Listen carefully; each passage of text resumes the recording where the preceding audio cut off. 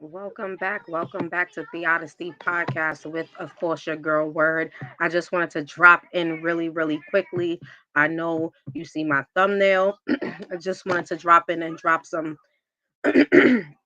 something that I came across regarding the reparations for slavery. I know, guys, we've been hearing it for a very long time, but now I came across something that kind of took to my interest. And let's hope and pray that it works out for the best. But you already know how this government is set up. However, y'all, they're stating Black Americans should receive 333K in each in creative slavery reparation scheme, says the Democrats. A bill that could see Black Americans receive a 14 trillion slavery reparation being backed by a New York squad lawmaker. Jamal Bowen, a Democrat and member of the informal lawmaker group, the Squad, has advocated for a bill introduced in the House that seeks recognition from the federal government of the lasting harm Black Americans endured due to slavery and hopes to create a 14 trillion reparations program. The bill is currently titled H.RES.414, recognizing that the United States has a moral and legal obligation to provide reparations for the enslavements of Africans and its lasting harm on the lives of millions of Black people in the United States. The bill states that the large number would eliminate the racial wealth gap that currently exists between Black and white American citizens. A rough estimate found that a reparations could amount to around $330,000 per person based on the 2020 census that says 41.1 million people identified as Black or African American alone population, accounting for 12.4% of the population. While 14 trillion sounds like a lot of money, Mr. Bowman said there are creative ways to go around every citizen entitled to the reparations to get what they are owed. He also says the 14 trillion needs to be paid out in one shot.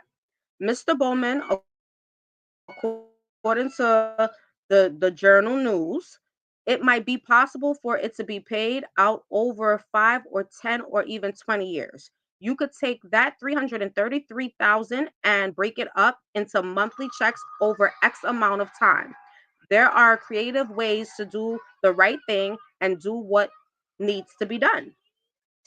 For Mr. Bowman, discussion around reparations should also include aspects of American society, such as housing, mass incarceration, higher education, and wealth inequality, according to the outlet. I think people incarcerated should be able to vote, Mr. Bowman reportedly said. And I definitely think that when they come out, they should automatically be enfranchised.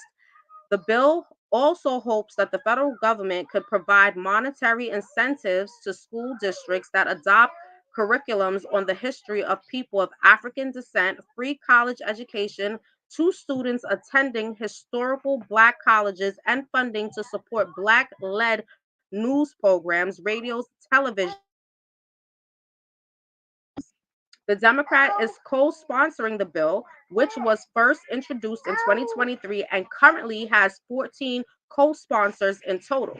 However, not every lawmaker is so convinced about the bill, claiming it could be unfair on taxpayers to pay reparations for slavery that ended generations ago.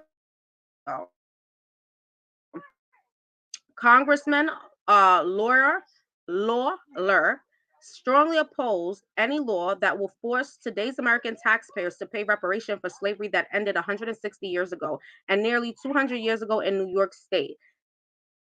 New York lawmakers Mike Lawler, campaign spokesman Chris Russell, spoke very strongly on this subject and how they feel about having the taxpayers having to pay money out when it comes down to the reparation. Aside from the $14 trillion price tag requiring massive tax or debt increases, the congressman also state that he believes such Such a law would only lead to a greater racial divide and resentment at a time when we need to come together as a nation. However, Mr. Bowman has argued that the federal government does have the means to provide the funds since the start of the COVID pandemic. The government has provided a 4.6 trillion to help the country according to the US Government Accountability Office. When COVID was destroying us, we invested in the American people in a way that kept the economy afloat, said Mr. Bowman. Per the outlet, the government can invest the same way in reparations without raising taxes on anyone. Meanwhile, another bill, H.R. 40, was first introduced in 1989. What's the matter? Hold on, guys. Give me one moment and I'll be right back. Matter of fact, guys, I'm going to actually come back a little bit later on into it, but just keep in mind the next bill that I stated was H.R. 40. That was first produced in 1989 and still hopes to be passed to set up a commission to study reparations. Mr. Bowman is also one of 169 co-responders of this bill, which seeks to set up the commission to study and consider. Hold on, baby. Y'all know how it goes. I'm a mommy and I'm on live right now, guys. Hold on, baby. And consider a national apology and a proposal for reparations from slavery. Democrat George Latimer, like many others, support this bill, the H.R. 414, a political statement, and won a House bill with no chance of passage. And this is where we're at right now. Welcome, Sleepy Lounge. Welcome. How are you doing? I'm so happy to see you. I didn't come to stay too long. I just wanted to drop in and give you something that came across my desk regarding this whole slavery reparations, although we've been hearing it for a long time. Yes, what would you like? What's the matter? Huh? Okay, so mommy's gonna end the live, right? And I'm gonna take care of what you want to do really quickly. But oh my God, Sleepy Lounge, I am so happy to see you. It's been a long time. Yes, you already know. I'm definitely gonna be back on live soon, and I hope to see you. I'll be opening back up the conversation. I wish everybody a happy and blessed new year, health, wealth, everything. I definitely didn't see you, so I'm sending all of that from my family to your family. And yeah, you guys have the rest the rest of the day to enjoy with happiness and blessings and great energy. And I'll be back soon. Peace. Yes, baby. Oh, mommy's